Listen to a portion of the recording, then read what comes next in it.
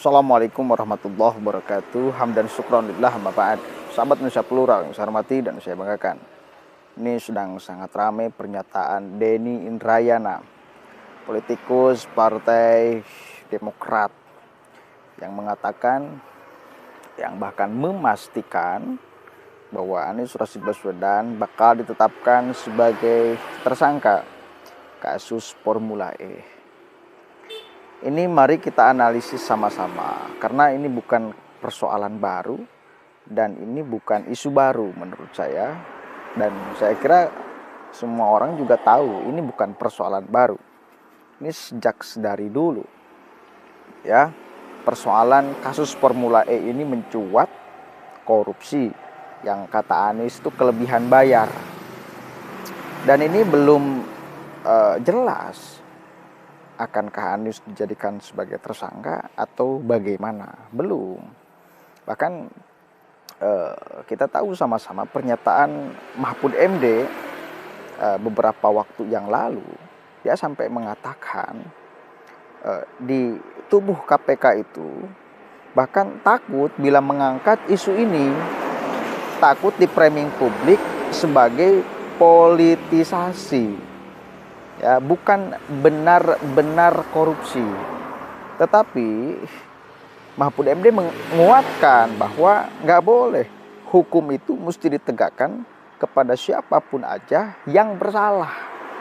Jangan takut dengan perlindungan publik. Dan saya sedari dulu juga kemudian mengatakan, kalau memang benar bahwa ini mengungkap kebenaran dan menegakkan hukum, maka kita pun akan berada di barisan paling depan membela KPK.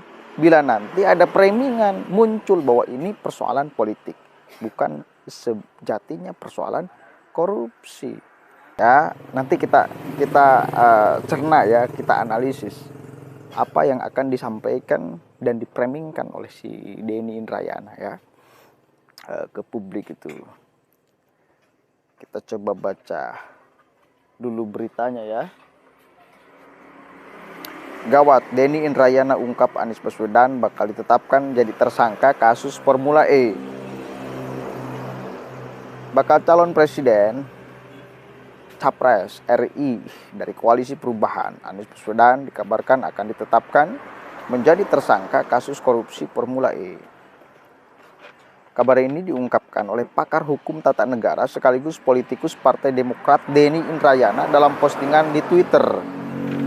Menurut Denny, langkah itu menjadi salah satu cara atau cawe-cawe Presiden Jokowi untuk menjegal pencapresan Anies. Nah, ini juga udah mulai memframing dia ya. Lanjut coba. Setelah KPK 19 kali expose, ini pemecah rekor. Seorang anggota DPR menyampaikan Anies segera ditersangkakan. Semua komisioner sudah sepakat, ujar Denny. Lalu kemudian Denny mengatakan rencana penetapan Anies sebagai tersangka sejalan dengan keputusan Mahkamah Konstitusi yang memperpanjang masa jabatan pimpinan KPK menjadi 5 dari 4 tahun. Lanjut Denny, Jokowi setidaknya memiliki 10 upaya untuk menggagalkan pencapresan Anies selain lewat kasus di KPK. Cara lainnya yakni melalui langkah politik Kepala Staf Presiden Muldoko yang hendak mengambil alih Partai Demokrat. Proses itu tengah bergulir di Mahkamah Agung pada proses peninjauan kembali. KPK telah angkat suara merespons klaim Denny. Kepala Bagian Pemberitaan KPK Ali Fikri mengaku pihaknya tengah melakukan proses penyelidikan terhadap kasus Formula E yang disebut menyeret nama Anies. Sejauh ini masih pada tahapan penyelidikan. Kemudian, meski demikian, Ali menilai pernyataan Denny tak lebih dari asumsi. Untuk itu, terang dia KPK tidak ingin menanggapi secara serius. Kami tak akan tanggapi pernyataan yang berbasis asumsi dan persepsi, sekalipun kami hargai itu sebagai suatu hak kebebasan berpendapat. Kemudian, oke udah. Jadi satu kali lagi, ini bukan persoalan baru. Ini persoalan yang sudah sangat lama. Dan isu ini mencuat, kita tahu sama-sama. Dan bahkan kita itu mendorong untuk bila memang ada siapapun itu yang terbukti secara sah melakukan tindakan korupsi. Satu kali lagi, siapapun itu, maka mesti ditindak, mesti dihukum, mesti diadili. Jangan takut. Saya curiga si Denny mengungkapkan itu, ya, dia memang sudah yakin bahwa Anies memang bakal, ya memang sudah yakin ya, bakal diseret, bakal menjadi tersangka, bukan ditersangkakan, menjadi tersangka karena ulahnya, karena perbuatannya, gitu loh, sehingga menciptakanlah sekarang framing seolah-olah ini persoalan politik. Saya pribadi husnuzon dulu yang kita pakai bahwa ya KPK objektif di dalam hal ini.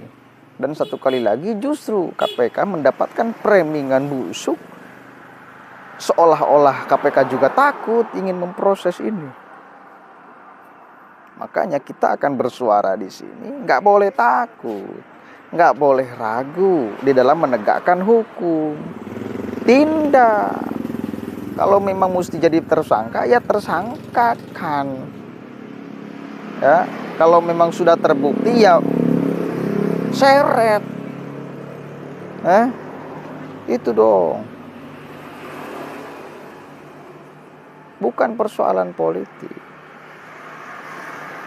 Ini persoalan penegakan keadilan, penegakan hukum kepada siapapun itu, ya termasuk di dalamnya Anies. Enggak lah, jangan takut lah.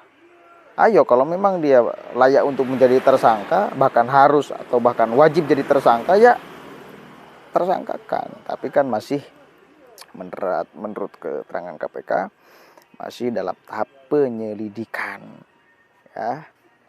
Artinya belum ditetapkan, tapi baru tahapan penyelidikan. Sampai saat ini masih dalam tahap penyelidikan. Ya. Jangan ragu lah Pak, kalau memang mesti ditetapkan dan itu dalam rangka untuk menegakkan keadilan, tetapkan aja sebagai tersangka. Jangan takut. Kalau ada 1-2 orang, 100-200 orang yang kemudian protes, maka ada ribuan, maka ada jutaan, maka ada puluhan juta orang yang akan mendukung penegakan keadilan kepada siapapun itu orangnya. Assalamualaikum warahmatullahi wabarakatuh.